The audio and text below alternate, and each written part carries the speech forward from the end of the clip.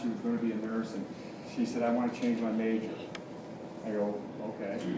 Well, what do you want to change it to? She said, I love reading, and I love kids, and I love teaching. I want to become an English teacher. Well, what do you think? And as every sensitive dad, I would ponder for just a moment. I said, Esty, as far as all of the non-revenue generating degrees, it's as good as the next. And she was just devastated. I'm going, oh my kid, you're going to read stories for a living? Well, she decided not to do that, and it was my sweet revenge, right? And she came back, and over the course of time of teaching a little bit, she said, I love these kids. I love teaching. I hate their parents. I hate the administration. They're screwing it all up. I would never raise my family like the administration is causing me to teach my kids, or these kids to raise, and what the parents are doing. I want to do what you're doing, Dad. It's pretty interesting. By the time it was 2024, she started at 28. She was making her check was about $25,000 a month. Raising mules? So you put that, huh? Raising mules? Yes. Meals, whatever that is. So the whole idea about that, guys, is people make changes, right? They make changes. You have to start where you're at to make those changes. And she wasn't born at the top. You're not born. We had to work at it. John and I are a lot better now. These guys that are speaking are a lot better now.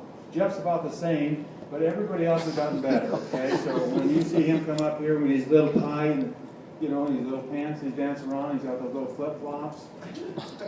Don't judge him too harshly, okay? He is a blue diamond, and you too can dress like an idiot and do it. That's what's encouraging about it. So, here's what this guy says if you put any stock in him. Oh, Steve Jobs, he's so great. Who's not great when they're dead? You ever go to a funeral? Everybody's a rock star at a funeral. I go to these funerals and I listen to these people and I go, what the heck? That's not the person I knew. When someone's going to tell the truth. This guy was hard to get along with. But he was a visionary man. He knew what he was doing. And he said, find that passion. Find what makes you tick. And then life gets a little bit easier for you as you end up doing that. Well, let's go to this next thing. We'll talk about this motivation. I found in doing this for 11 years, this is the hardest thing for me to do. Leadership was not an issue for me. John was a trained leader in the Marine Corps. I trained to lead one person, a corps of one, me. I just had to worry about me in real estate. And I was pretty good about me. I knew what self-improvement was. I knew that it impacted what I put in my brain. I knew how the way I had to recalibrate my brain every morning. I knew I had to go to bed thinking and recalibrating that brain so that the things I put in my brain when I slept would impact me throughout the night so I could wake up with a little better advantage. I knew I had to get up earlier than the next guy. I knew that I had to work a little bit harder. But when I came into this industry, I had no idea that we would have to be doing this. And so this was an evolution of development. And here's the thing that I've learned.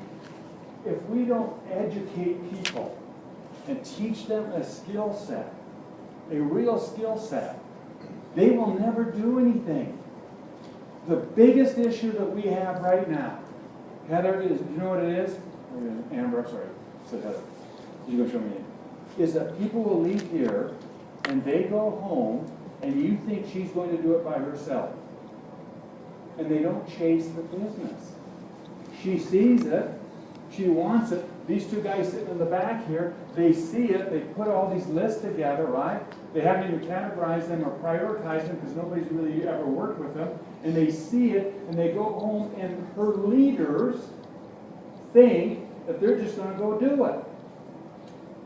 And somebody's got to grab that doctor by the hand and start to perform open heart surgery with them.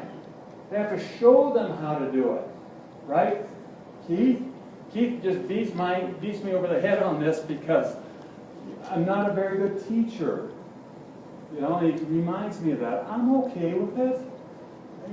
You only can do what you can do. I'm starting where I'm at. My daughter was a good teacher. I'm not. Okay, but I'm trying to improve on it. We've learned that. But this is the other thing that we've learned. And this is the medical community. And the CPA and the attorney community who think so highly of themselves. And here's my message. We did not create your problem. You created your problem.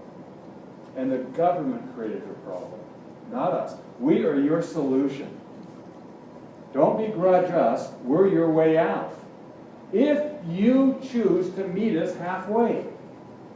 But if you stay on that self-righteous side, like, oh, this is the way that it's always been served up to me, and I'm going to go in there and do a lunch and learn, so you can kind of bring me, if you want to present to me, you bring in a little lunch, and you can feed all of my staff, and then you can present to me.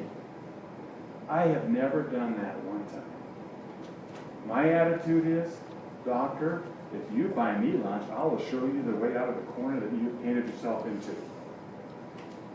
And that's that partnership, and that's your mindset. And I was speaking with Jocelyn last night at dinner with her husband. One of the hardest things as a pharmaceutical sales rep that she had to address was this idea of being subservient to a doctor. And when you're kidding, right? I sold houses to these guys and women. Subservient? They're just good at one skill. You have one skill. You have the lock that unlocks their door and opens up freedom for them. They want what you have, but they don't want to work with a subservient partner. They want to work with an equal partner. And that's a hard adjustment in a person's mind. It all comes down to this. I tell this story about my boys who were champion wrestlers, and they're just exactly like you guys. This idea that every great contest is a head game. Let me take Sheila here.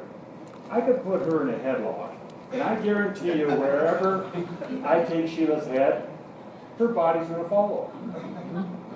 I can take it high, I can take it low, and her body is going to follow. Now make this connection. Whatever's in your head, your body will follow. It's going to happen that way. And there is no one way to wrestle. There's no one way to do this. I am not Jessica. I am not you. I am not you.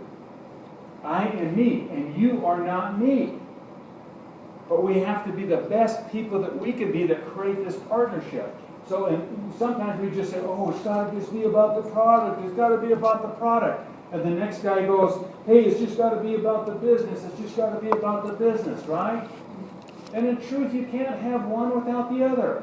David Rosenberg did such a brilliant job yesterday when I asked him, hey, David, what's your best advice to both the product and the business builders? He said, what hat? He says, you have to wear both hats. You have to wear both hats. Because you can't move a product without learning how to sell and promote the advantages of that product, correct? It has to take place that way. So in this guy's case, I want you to think about this. These guys here, this guy here on the left, he became a champion because he was a technician. He just did great technique. Some of you are going to memorize everything there is to memorize. And then we might say that's technique. And you might memorize it not just about the product, but you might memorize the comp plan. Right? You know what I was told about the comp plan?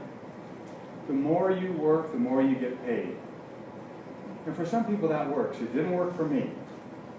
Because you know, when I sign a contract, I want to know where every penny's coming from. And I want to create activities that generate that penny. Not activities that don't generate that penny. I'm not going to try and create a new brochure or a new PowerPoint or color coordinate stuff. I'm not going to do that. I don't get paid any money to do that. I get paid to place an LOI, or to place an automatic delivery to get somebody on product. That's what I get paid to do. You're very good at that. I get paid to place an LOI, a letter of intent, to start somebody in the business world. And as John just said, I get paid to develop executives.